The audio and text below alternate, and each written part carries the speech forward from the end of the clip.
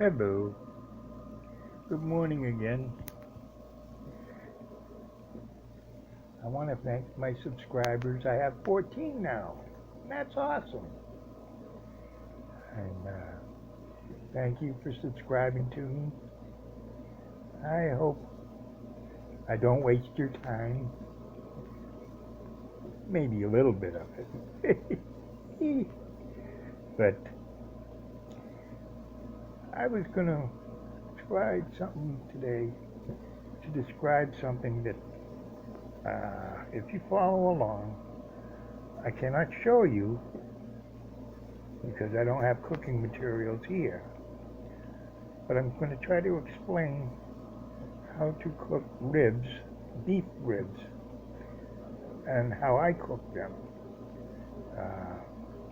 Because I have one of my granddaughters, the first thing that she asked me when I got in touch with her after about 5 years of not being able to talk to her and talk to most anybody, but at the time she asked if I was going to be able to cook my ribs again.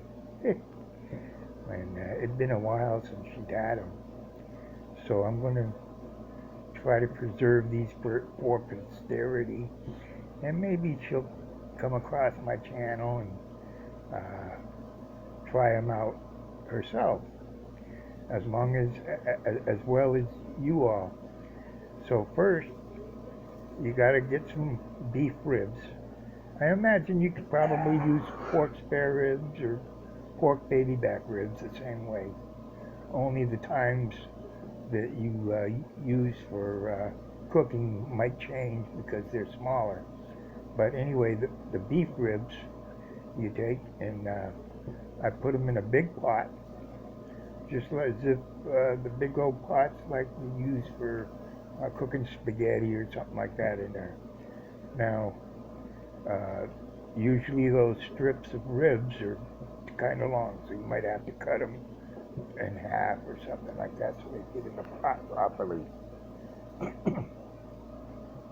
And then you add, I'll cut up some vegetables to add to the water with, for example, onions, celery, peppers, and just add that in there, and then I'll season the heck out of it with garlic powder, onion powder, salt, pepper in the water. And sometimes if you use the Old Bay seasoning in there too, that's pretty good. But you just boil the ribs for about an hour and a half, and then take them out and drain them. And you can keep the liquid after it cools off. The fat will solidify on top. You skim that fat off, and then you've got the liquid you can use as a base for soups or something like that. And the fat you could put aside. Maybe it'll flavor something, I'm not quite sure, but I know that it's bad for your arteries. But be that as it may, you take those ribs out and then you put them in a nice baking pan. Now at this point, you can take and cut them up into individual ribs or leave them whole. Also, make sure you remove the skin on the underside of the bone along the whole strip, because so your seasonings, when you put your seasonings on, it'll soak into it. All right. Now, what you want to do now is I've got you can add like a hot sauce of your choice. I like sriracha sauce, but if the kids are eating them and they don't like hot sauce, just use barbecue sauce and your spices, your rubs that you have that you can buy already pre-made, or you can make your own.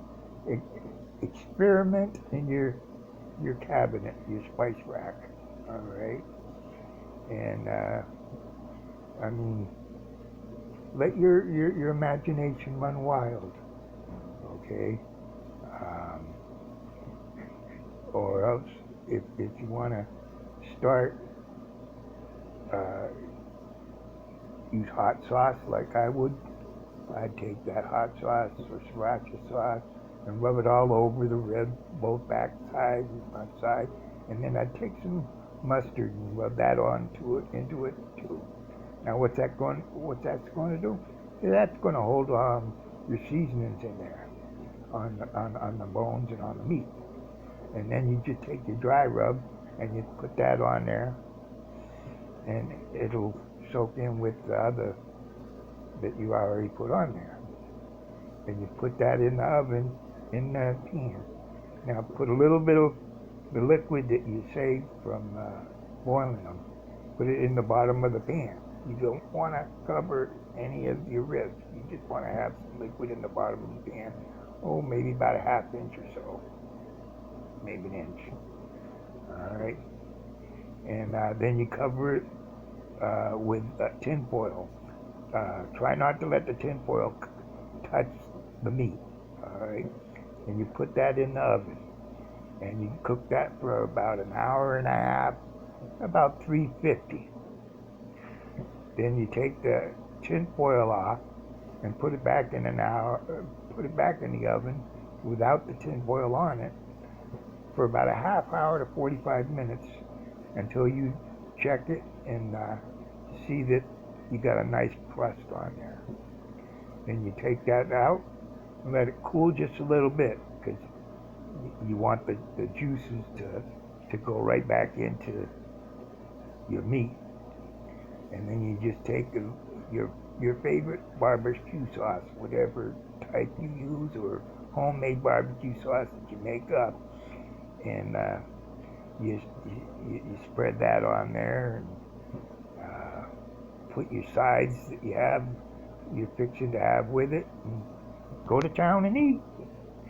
But remember to turn your oven off after you get done using it. And remember to use oven mitts, because your pan's going to be hot. Don't just go in there grabbing it without using no oven mitts, something to cover your hands with. You'll end up with problems. All right, that's the only thing I got at the moment for you. I love you all. Have a great day. Enjoy yourself today. Give your loved ones a hug. Tell them that you love them today. All right? Because, today is all you got to worry about. It's all you're dealing with is today.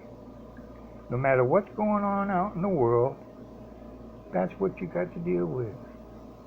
All right? So forgive one another and love one another. And don't forget to smile. Have a wonderful day. I'll see you again, or you'll see me again maybe. Or we'll see each other or listen to each other again sometime. Don't forget to drop me a line in the comments. I'd be glad to read them, and if you have questions for me, I'll try to answer them. And there's a possibility, if you go back through some of the comments in there, that some of your questions will already be answered. I don't know, but you're welcome to. And I hope you have a wonderful day. Alrighty then, bye-bye.